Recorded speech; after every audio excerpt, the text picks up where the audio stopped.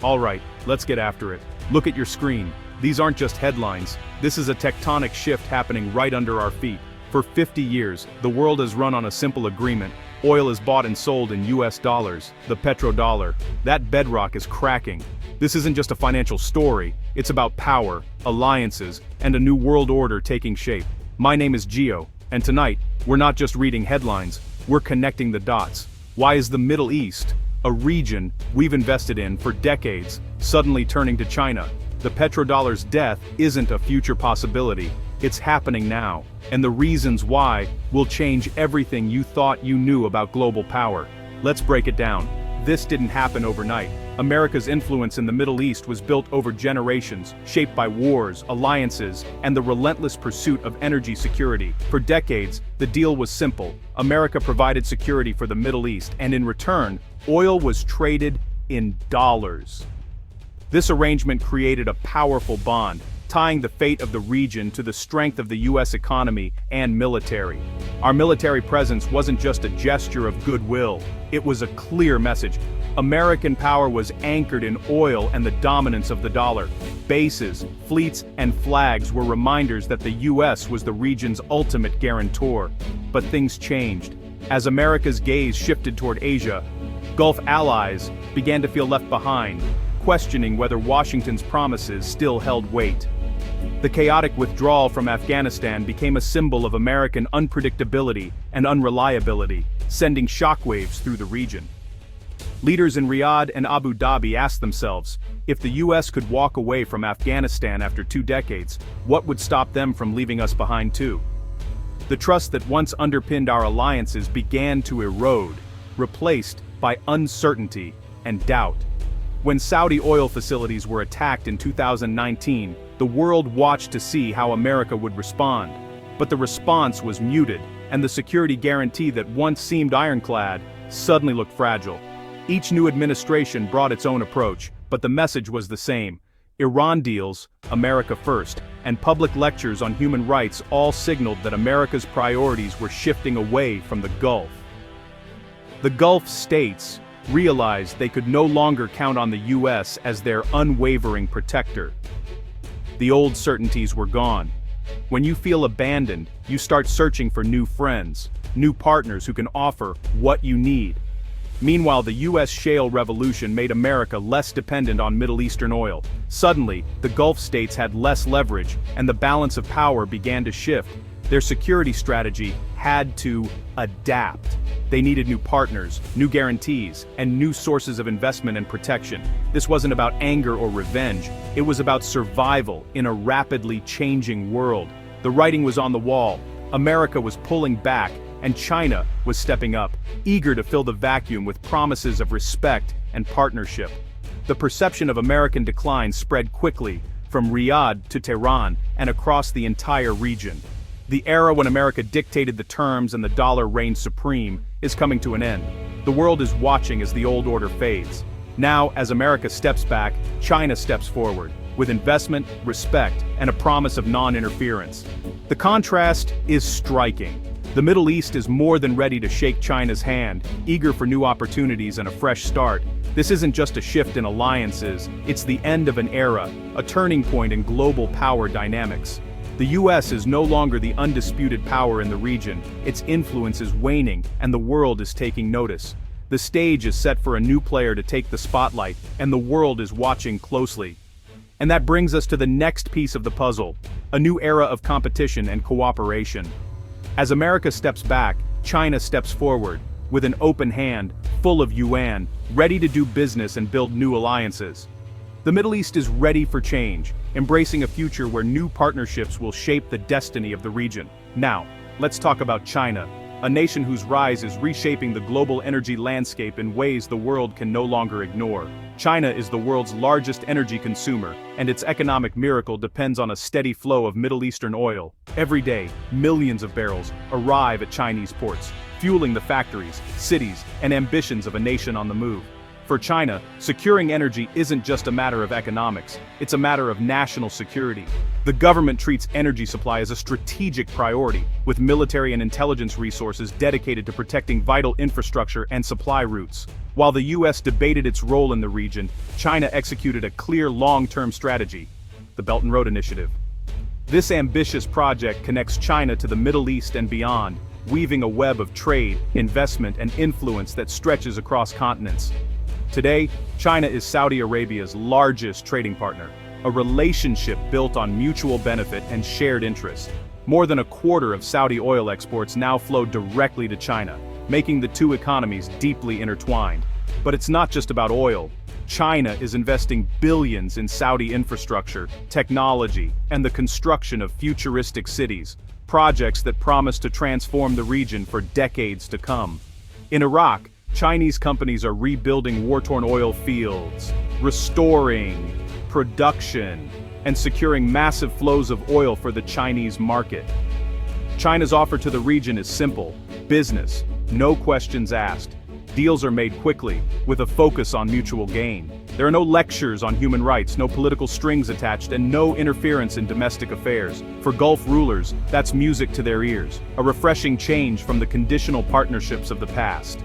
China is building ports, railways, and industrial parks across the region, creating new economic dependencies and binding the Middle East ever closer to Beijing. The masterstroke came in 2023, when China brokered a historic peace deal between Saudi Arabia and Iran, something only the US could have done before. But now, China is the new power broker. China is now a major diplomatic and political force in the Middle East, shaping the region's future in ways that were once unimaginable. They're also selling advanced military technology, including armed drones, to Saudi Arabia and the UAE, further deepening their strategic ties. The more oil China buys, the more the Gulf states invest in their own economies, and the more they come to rely on China for growth, stability, and innovation. This is soft power at its finest. Chinese culture, language, and business practices are spreading throughout the region, building bridges that go beyond economics. While America focused on short-term election cycles and shifting priorities, China planned for the next 50 years, methodically building influence and trust. China offered partnership without paternalism, a vision that resonated with leaders tired of being treated like junior partners or mere clients. So when Gulf states started talking about selling oil to China in yuan, it was no surprise. The groundwork had been laid for years. It's the logical next step in a relationship built on trust, investment, and a shared vision for the future. The dragon's embrace is warm, profitable, and secure, offering stability in a world of uncertainty. Middle Eastern leaders aren't choosing China out of malice or spite, they're choosing what's best for their countries and their people. The US is no longer the only game in town, the balance of power is shifting, and new alliances are being forged. The old order is fading, and a new era is dawning, one where the rules are being rewritten. And that brings us to the final blow to the petrodollar, a system that once seemed unbreakable, now facing its greatest challenge. The world is changing at a breathtaking pace, and China is leading the way with innovation, investment, and vision. The Middle East is following, eager to seize new opportunities and shape its own destiny alongside a rising superpower. The petrodollar's days are numbered. A new chapter in global energy and finance is being written, and China holds the pen.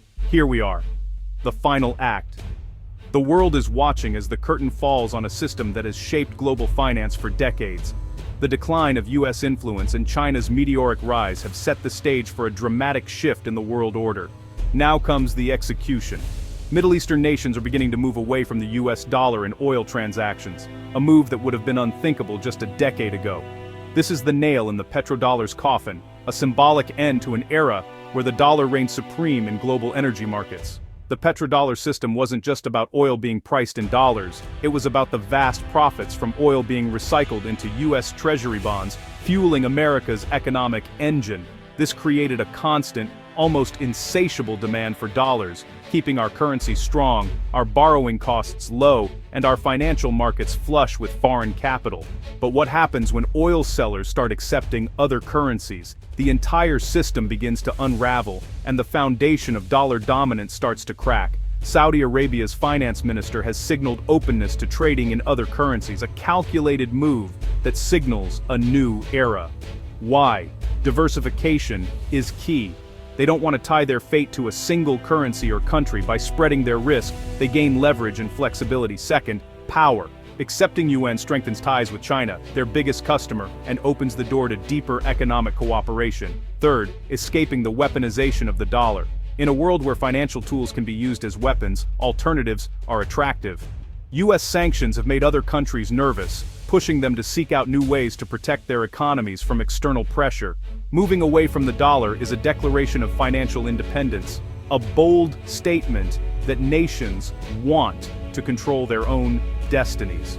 The Shanghai International Energy Exchange now trades oil in yuan, offering a real alternative to the dollar-based system. Russia already sells oil to China and India in yuan, in rupees, bypassing the dollar entirely and setting a precedent for others. The Saudis are joining the BRICS bloc, seeking to reduce dollar dependence and build new alliances that reflect the changing balance of power. The consequences for the US are profound and far-reaching, touching every corner of the economy. As demand for the dollar drops, its value falls, imports get more expensive, and inflation rises, squeezing American households. If petrodollars aren't recycled into US bonds, who funds our debt? The government will have to look elsewhere, likely at a higher cost. We'll need higher interest rates, making borrowing costlier for everyone, from homeowners to businesses to the government itself.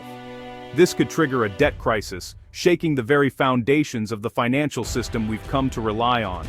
The shift is happening in real time, with headlines changing by the hour, and markets reacting to every new development.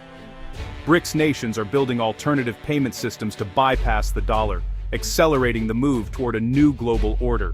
Every transaction outside the dollar is a crack in American economic power, a sign that the old system is breaking apart.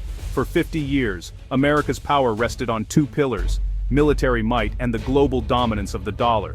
The first pillar, military dominance, is fading as new powers rise and old alliances shift.